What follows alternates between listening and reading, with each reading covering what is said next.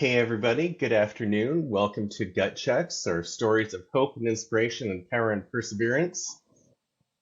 Boy, I am so excited to be here with you today. And, as I've been working on on these podcasts and figuring out the stories I've wanted to tell, you know, the absolute first person that I knew I wanted to include is my buddy Ryan Switzer. Welcome and thank you for joining us today.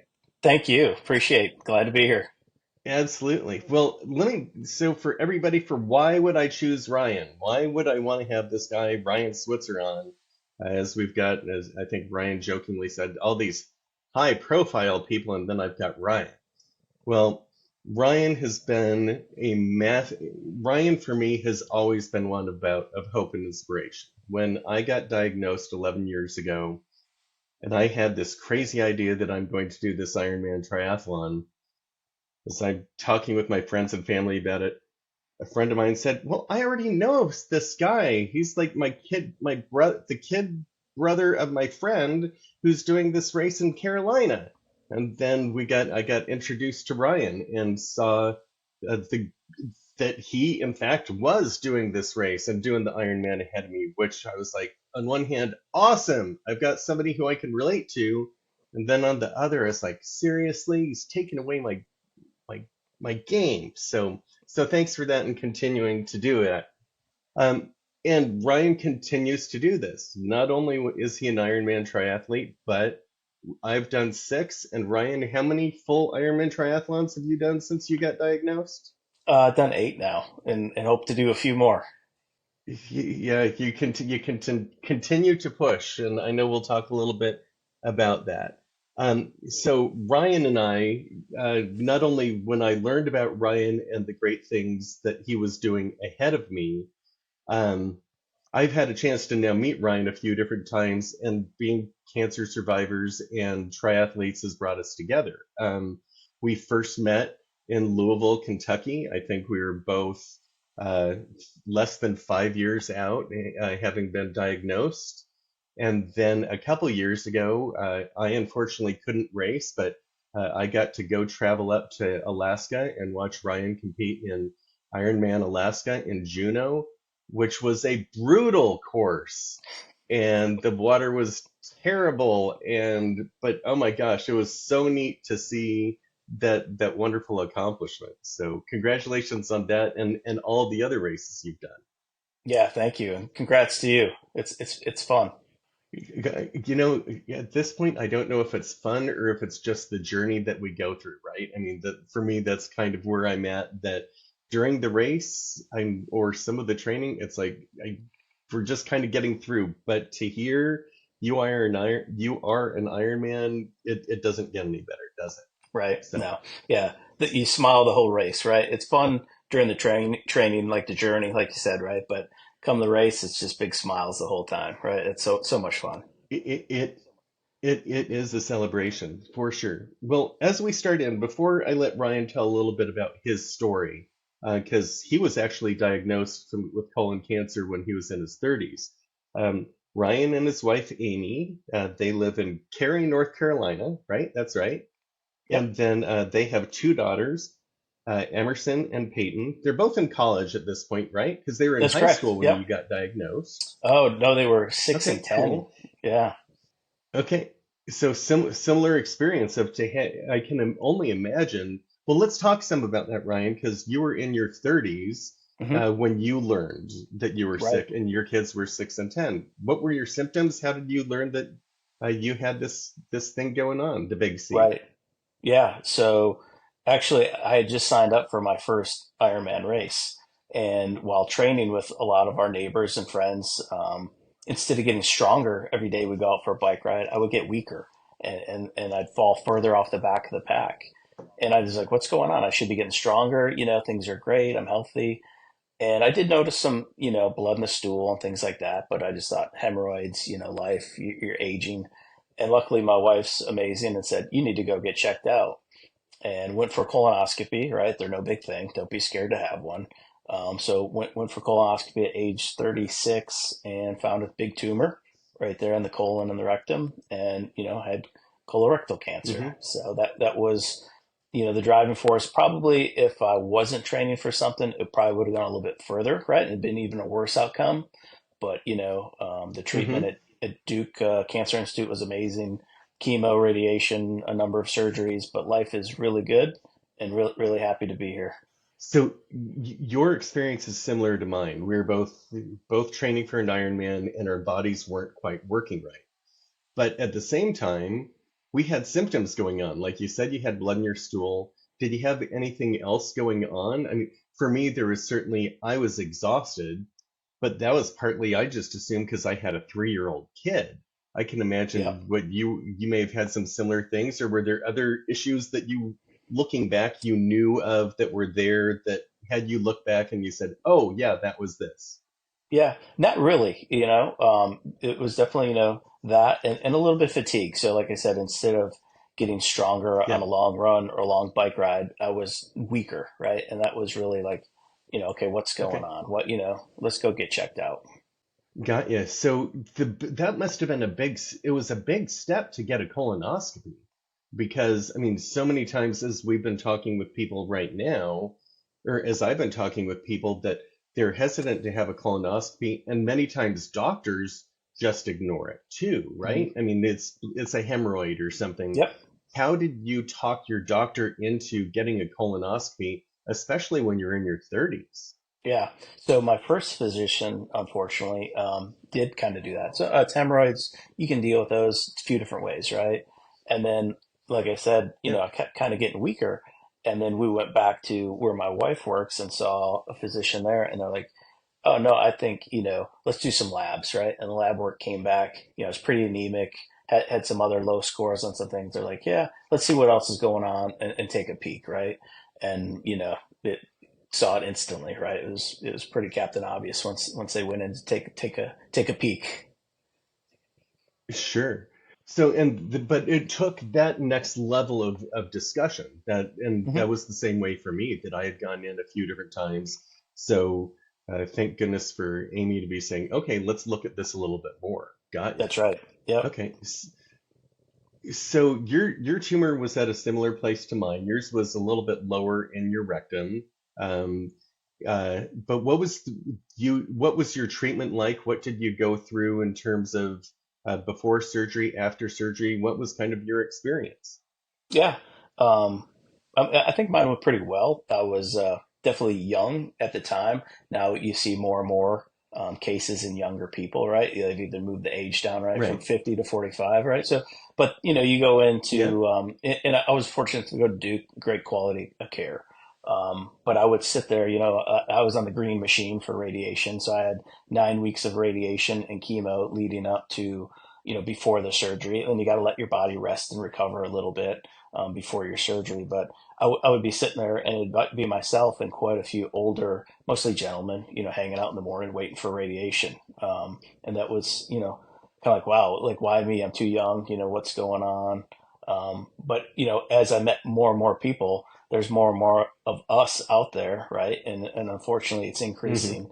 Now, medicine and survivability is also increasing. So there's more survivors and thrivers in the world, which is great as well. But this cancer is very preventable, right? And it's pretty treatable if you get it early enough. But the preventative part is what I could have done better on, right? And being out in front of it. And so I'm definitely a Sure. proponent to tell people to go get screened, go get checked. Um, for a while, I can't even tell you how many colonoscopies I've had now in my life, but for a while I felt like I was Right. like a dog, people come up and sniff my butt to say hello to me, right? It's like, yeah, we're going to take a look again today. Let's see what's going on. But yeah, there's some good medicine, some good treatment, and happy to be here today.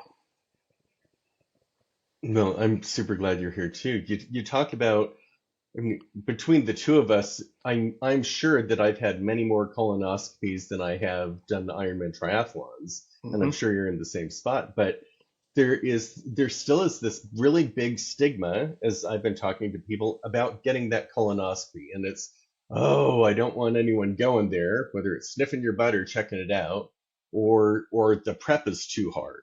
I mean, Hmm. you want to say something about obviously comparing to finding out you have cancer, you'd rather have a screening. But what's been your experience of getting prepped and being ready for Yeah, it's not bad, and there's a lot of different forms of preps out there. You know, yes, you're not going to go out that night and you're going to hang out near the restroom, right? But it's a pretty small price to pay for the benefit. You know, I was during surgeries, I had an ileostomy bag for about 2 years, and at first, same thing. I thought, oh my Yeah. gosh, the stigma of having a poop bag on my belly. You know, I'm like, no, I can't live with life. That would be horrible. And that too, was just rumors and representations of what you thought it would be. Once I had it, it was great. Life was good. I still functioned, still did everything. I did an Ironman race with an ileostomy. Um, it helped me heal and got me to my next stage, for the next surgery. And, don't be scared of any of those things. They're really not bad at all, and can change your life for the good. So no big deal. For sure. Well, I remember seeing that photo of you training uh, when you're obviously on your trainer, but you're showing off the ileostomy bag. And I think at the same time that you had sent that note that you had talked about being anemic during that time, and I Hmm. was like, "Holy shit, you are a badass to be doing that at the time." I mean, and so, what was so sure you were training for an Ironman beforehand, but why did you decide to keep going? Why did you decide that okay, once you're going through treatment, why do an Ironman then? Yeah. I think that fueled me even more. And my why became I didn't want to feel defeated or that, Big C won, right? Like I want to make sure I could punch him in the throat and keep on going. So I think that helped fuel me. And, Hmm. and I discovered in doing races, the first one I did, um, was a great way to raise awareness and, money Hmm. for a charity group. So there was a group called the Holt Brothers Foundation that's near and dear to my heart, and they run a it's called Kids Can. It's at the Cancer Institute, and they help kids deal with life in the family while one of their parents are battling cancer. So my girls were young, right, 6 and 10. Yeah. They didn't know what cancer was. In fact, Emerson, I noticed during treatment, stopped hanging out and sitting next to me on the couch. And I was like, whatever. Didn't think much of it at first. And I was like, oh wow, she doesn't understand what's going on and thinks if she touches me, she's going to, catch cancer, right? Like it's a cold. I was like, Oh wow, wow. like I didn't realize their lack of understanding of it. And we were open about, hey, dad's going through stuff. This is what's going on. But they really didn't understand Yeah. cancer and what it was. So there's some great programs, and I'm sure a lot of other university systems have those to provide support for the kids, right? To educate them, give them the emotional support they need, and help them deal with life kind of sucks right now at home, right? Like, is mom or dad going to die? What's life look like, right? So, Right. the kids benefit for that. They went to Camp Kesem, which is a national group again for the same people that either have a parent or guardian battling cancer, or maybe even lost their loved one to cancer. It's paid for. It's free summer camp where you're just with kids just like yourself. And part of it's having fun being a kid again Yeah. without that going on, but it's also connecting with people that are going through a like experience to share emotions and learn from each other. So I used the Ironman platform to raise money for them and give back, and that is, it helps fuel me, right, to want to do more. Is to give back and raise awareness and money to support other people until a cure is found for everyone. Which while we make great strides, it's still a ways down the road. So there's a lot of help and support between caregiver support, family member support. Anything we can do is Hmm. huge.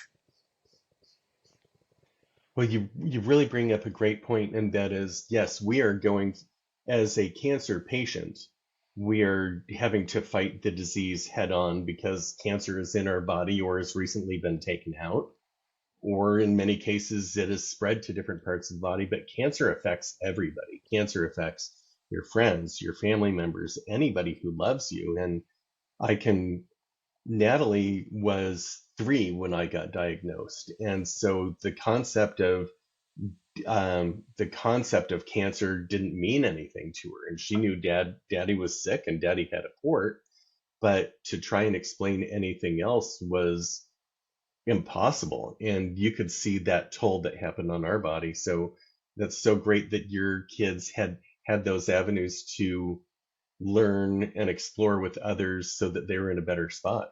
and Yeah. they've grown up into be just tremendous young women. It's really neat Yeah. to watch. Yeah. Yeah. And they helped me and pushed me so much too. Our other daughter, Peyton, for there was a while when I didn't get out of bed for probably a few weeks time around Christmas one year where I just was too fatigued. I think I dropped about 55 pounds that year. It was just weak. I looked like, my 90-year-old self, which I hope I get to 90, right? But, she's like, is dad ever going to get up and play again? And that hurt, right? Like, it's like, man, like I got to get moving. I got to Ah, get going, right? But, what she did say is, yeah, dad's not going to quit. Switzers don't quit, right? And yeah. that really really gets you going, right? So that was part of the fuel too, to show up and toe the line and start another race and try and do more good for others out there. And I think I've seen her do some races with you recently, or she's off doing or either or both of them have been. So that must be pretty cool Yeah, to see yeah. some of that moving forward. Yep. Yeah, we just ran the Very Tar Heel cool. 10 miler together this past weekend in UNC at Chapel Hill. So that's a lot of fun. And she's actually going to join me at Chattanooga in May. So we're going to do the half Ironman together there. So that's going to be a highlight for me for sure. That is awesome. I mean, that I barely can get. I mean, that is not quite true. I can get Natalie out for a 5K sometimes, but the whole that I can imagine I would just be crying the entire race if Natalie were to do a half with me. That's congratulations. Yeah, So thanks. I know that this year or last year has been a yeah, for sure. Oh, that's so cool. And one of the things, I mean, along the lines of being so cool, Ryan, I think you're celebrating a milestone wedding year this year too, right? Or you're getting close to that.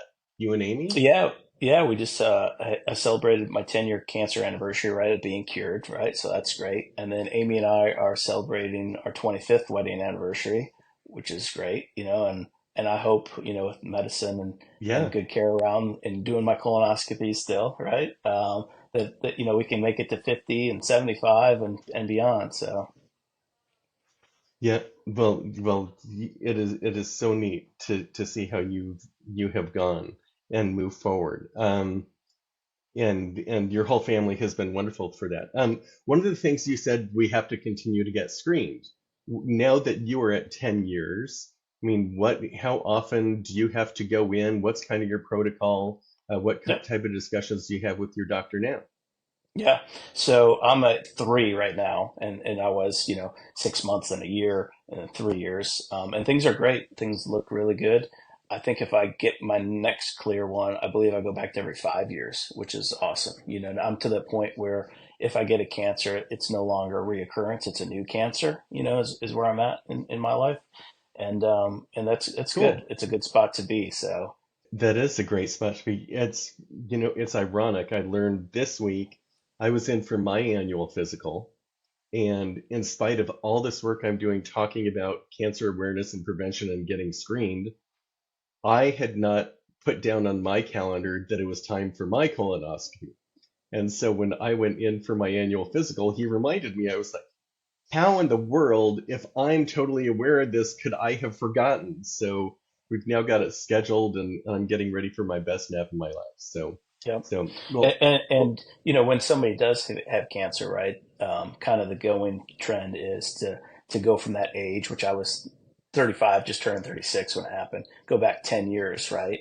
For your future generations to have a colonoscopy. So yeah, my wife's had her colonoscopy twice now. Peyton, my oldest, has already had hers. So they're going through it. It's no big deal, and they're doing the right thing and yeah. being proactive to get in front of something if something does come their way. For sure. That's incredible. And to be in their 20s to be thinking that way. That's great. So before we wrap up, because you had mentioned you're doing a 70.3 coming up, but I know you're planning for another Ironman and what else do you have planned as you're figuring out your next steps in your personal and professional career? Yeah. I'm excited for any challenge. I like challenges. Like I said, I like it if I can tie it back to a charity and a why. So the one we're doing this summer in Chattanooga, I'm doing with a bunch of work colleagues that kind of pushed me to toe the line with them, and we're doing it in support of the Michael J. Fox Foundation to raise money for Parkinson's. Our co-founder Bob Toll passed of Parkinson's a year and a half ago, and one of our great HR legends, Jay Lehman, is currently on year 16 of his battle, which is amazing, and he's doing great. But we want That to help is. fund a cure for that too, right? And do what we can do to help support Right. research for that as well, because that's another one, right? That's on the increase, and still a lot to be learned, but a lot of potential to have some big breakthroughs, and we want to do our part to help with that. That's really amazing. Brent, well, Ryan, I know I have said it several times, but boy, I am awed and inspired by what you do all the time. And I've Right gotten back better at you. about not crying as I go. Thank you. Okay, thank you. I've gotten better about not crying as we have these discussions, but um, you have meant the world to me. So thank you. I really appreciate that. Thanks. Yeah. Well, Um, Jim Valvano says you got to cry to make it a good day, right? So I've learned to wear my emotions. I used to think you were weak if you cried. Boy, was I wrong. uh-huh. I also used to think it was weak if you had to ask for support and help from others. Again, rock stupid, right? I was so wrong. Yeah, Letting your village in around you to help support you with whatever battle you're going through is a game changer, in how that, journey can be for you. So accept, yeah, whatever people want to offer in support, and everybody supports in their own way, whether it's, bringing over some food, a phone call, wanting to mow your yard, just let them do it, right? They feel good and it helps you and you feel good, and things are so much better. I know my wife really appreciated it. She carried the brunt of, what all the bad stuff that goes on during treatment, because it's not all, rainbows and unicorns and puppy kisses, right? There's some bad dark days. And she was I never there, thought about any of it being that, but yes, right? she was there. Yes, But she was there, right, to carry the weight and take care of everything, and can't thank any of the caregivers enough out there in the world that help others deal with this stuff. You're yeah, you're more meaningful of that support you give than you'll ever know, like how much of a benefit that is. for sure. Well, I learned today or just the other day that Joe Bullock, who actually I'm Hmm. going to be interviewing, he lives near you, and you guys know each Yep. other. And I thought, wow, this is a small world. So, and the Right. work he's doing with Man Up to Cancer is really incredible. Yeah, yeah, yeah, yeah. Joe and Trevor and Man Up to Cancer is great. Same thing. I met through a mutual friend, Trevor, a number of years ago, and then found out Joe's like, Yeah, my neighbor, and we walk on the trail together, and they're doing amazing things to support and have people open up about, issues they're going through and talk about it, right, and not be scared. yeah, So social media is great for that, right? It's bad for a lot of things, but it's great to make connections.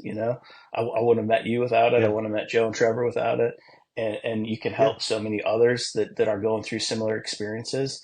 And I also love the inspiration, and fulfillment you get from learning of other people's stories, and it fuels you to keep you Yeah. going. There's a lot more amazing people out there than you and I, and it's awesome to get to introduce it and meet those new people every day. That is very true. Well, I know as we wrap up, thank you for being here today. Thank you for everything all of these years. Can't wait to celebrate in 10 more years when you will be doing your 20 some number 20 Ironman, and I'll still be stuck at 7 or 8, but I can't wait to No, celebrate with you. no, someday we got to do Kona together. We got to get there somehow, some way, right? Hey, well, we got if Mike's reading my book, so if Mike is reading my book, he probably has got an avenue in to maybe to get us at the starting line. We'll see. That's right.